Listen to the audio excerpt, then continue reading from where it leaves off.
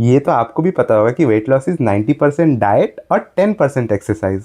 तो इस वीडियो में मैं आपके लिए 3 ऐसे सिंपल और प्रैक्टिकल स्टेप लाया हूँ जिसको अगर आप अपने डाइट में आज से इंक्लूड कर लिए तो मैं आपको गारंटी कर सकता हूँ अगले 4 महीने में आप अपने आप को शीशे में पहचान भी नहीं पाओगे।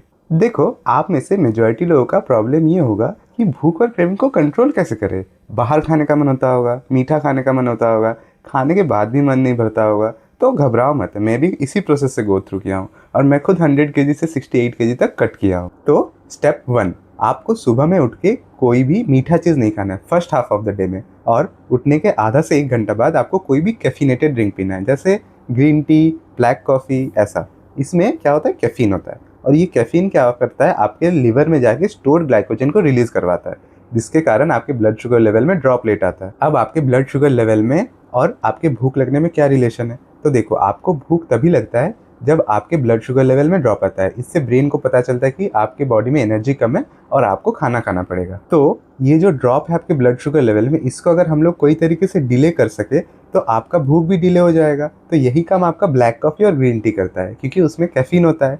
तो वो लिवर में जाके आपके स्टोर्ड ग्लाइकोजन को रिलीज़ करवाता है, जिसके कारण आपके ब्लड शुगर लेवल में ड्रॉप लेट आता है। आपके माइंड को लगता है कि आपके बॉडी में ब्लड शुगर लेवल मेंटेन्ड है और आपको भूख लेट लगता है। अब अगर आप सुबह को कोई मीठा चीज़ खाते हो तो उसमें होगा शुगर, और शुगर होता है सिंपल कार्ब्स। अब ये जो सिंपल कार्ब्स होता है ये एकदम इंस्टेंटली डाइजेस्ट हो जाता है, जिसके कारण आपके बॉडी में इंस्टेंटली ग्लूकोज का लेवल को बढ़ा देता है।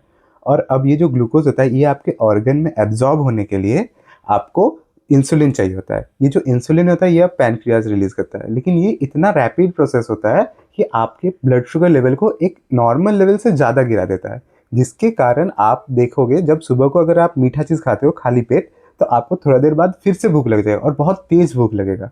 ये इसीलिए होता है क्योंकि आपके जो ब्लड शुगर लेवल है वो नॉर्मल से ज़्यादा डिप कर गया है, उसके कारण आपको फिर से भूख लग गया, जबकि आप थोड़ा देर पहले ही खाए होगे। इसीलिए आपको सुबह को कोई मीठा चीज़ नहीं खाना है और कैफिनेटेड ड्रिंक पीना है, जिससे आपका ब्लड शुगर लेवल में ड्रॉप लेट आए और भूख लेट लगे। अब ब्लैक कॉफ़ी और ग्रीन टी पीने के बाद let your body dictate when to eat. आपको तभी खाना है जब आपको भूख लगे, और आपका प्लेट कुछ ऐसा लगना चाहिए। हाफ ऑफ द प्लेट आपका फाइबर होना चाहिए, 1/4 ऑफ द प्लेट आपका प्रोटीन होना चाहिए और 1/4 ऑफ द प्लेट आपका कार्बोहाइड्रेट होना चाहिए। और आप कोशिश करो पहले प्रोटीन और फाइबर को खा लेने का, उसके बाद आप अपना कार्बोहाइड्रेट खाओ। देखो, इसमें से जो सबसे ज़्यादा इंपॉर्टेंट है वो प्रोटीन है। प्रोटीन का मेन 2 फीचर के कारण ये आपके मसल बिल्डिंग में तो फ़ायदा करता ही करता है, उसके साथ साथ आपके फैट लॉस में भी बहुत ज़्यादा फ़ायदा करता है।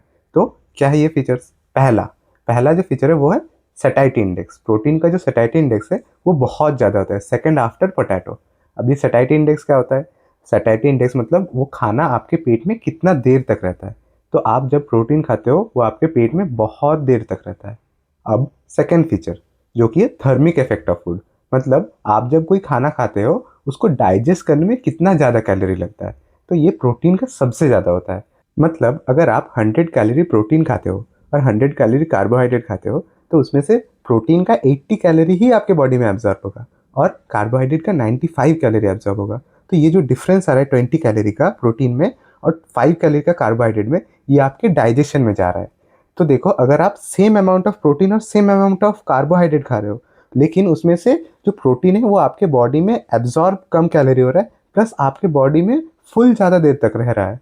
मतलब देखो कितना फ़ायदा हो रहा है। कार्बोहाइड्रेट अगर आप खाओगे वो भी तो है ग्लूकोज ही ना, फिर आपके बॉडी में वो जाएगा, ग्लूकोज का लेवल बढ़ाएगा तो इंसुलिन आएगा, उसको डाइजेस्ट करेगा, ब्लड शुगर लेवल में ड्रॉप आएगा, वो साइकिल फिर से रिपीट होगा।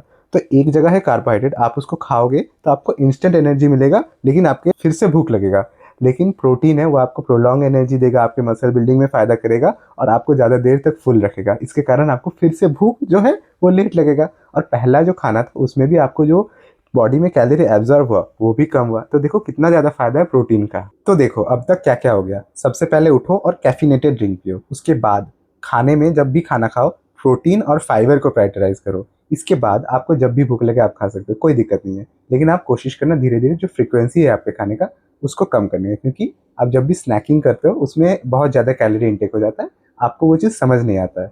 देखो गाइस, फैट लॉस का मतलब कम खाना नहीं होता है, फैट लॉस का मतलब सही खाना होता है। आपके बॉडी में fat as a emergency fuel store होता है, वो तभी इस्तेमाल होगा जब आपके बॉडी में कार्बोहाइड्रेट का कमी होगा, क्योंकि कार्बोहाइड्रेट आपको इंस्टेंट एनर्जी प्रोवाइड कर देता है। तो इंस्टेंट एनर्जी प्रोवाइड कर देगा तो आपका इमरजेंसी फ्यूल कभी यूज ही नहीं होगा। इसके लिए आपको एक कैलोरी डेफिशिएट क्रिएट करना पड़ेगा, जो कि वन एंड ओनली थिंग चाहिए होता है आपके वेट लॉस के लिए। आप ऐड में देखे होंगे कि ग्रीन टी पियो और बेली फैट लूज करो, लेकिन ऐसा कोई डायरेक्ट कनेक्शन नहीं होता है। अगर आप सुबह को ग्रीन टी पी लो, उसके बाद जो मन चाहे आपका वो खाओ, तो आप 1% भी फैट लॉस नहीं करोगे, उसके साथ साथ आप फैट गेन जरूर करोगे।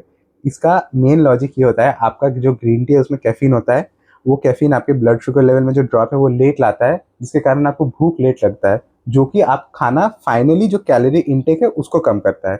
तो इसीलिए आप इस चीज़ का फ़ायदा लो आपकी कैलोरी डेफिसिट क्रिएट करने में, ना कि ग्रीन टी पी के जो मन चाहे वो खा लो, ये सोच के कि हम तो ग्रीन टी पी लिए हैं तो मेरा वेट लॉस तो हो ही जाएगा। ऐसा कोई डायरेक्ट रिलेशन नहीं होता है, ठीक है। तो अब स्टेप 3, मैंने जो जो बताया है वो आप अपने डाइट में इंक्लूड करने का कोशिश करो।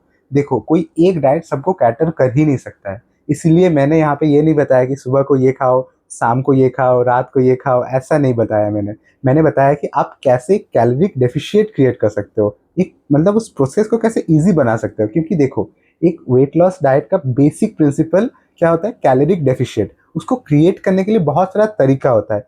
तो ये जो प्रोसेस मैंने बताया, आप इस चीज़ को अप्लाई करके देखो, आपका प्रोसेस बहुत ज़्यादा ईजी हो जाएगा। तो मैं यहाँ पे लगा दूंगा कौन सा लीन प्रोटीन का सोर्स है, कौन सा कार्बोहाइड्रेट का सोर्स है, कौन सा हेल्दी फैट का सोर्स है और कौन सा फ्रूट्स एंड वेजिटेबल आपको खाना चाहिए, ठीक है। आप अपने हिसाब से उसको चूज़ करके अपने हिसाब से अप्लाई करो। देखो, मैं चाहता तो अपना एक कोई डाइट प्लान यहाँ पे दे ही सकता था, क्योंकि मेरे पास भी अपना डाइट प्लान है, हम खुद उसको यूज़ करके 32 kg लॉस किए। लेकिन उस डाइट को मैंने खुद से बनाया था, अपने ट्रायल एंड एरर से। मैं किस चीज़ से कंफर्टेबल हूँ, मैं कौन सा चीज़ खा रहा हूँ तो मेरे को कौन सा ज़्यादा फ़ायदा कर रहा है, तो उस हिसाब से आप भी अपने लिए करो। मैं अपना तो डाइट प्लान यहाँ पे लगा दे रहा हूँ अपने माइक्रोज के साथ और प्रॉपर एक एक चीज़ क्वांटिटी के साथ, लेकिन आप बेटर होगा आप अपने हिसाब से उस चीज़ को कस्टमाइज़ करो। देखो, आउटलाइन सेम रह सकता है, लेकिन उस चीज़ को कस्टमाइज़ आप अपने हिसाब से करना, ठीक है।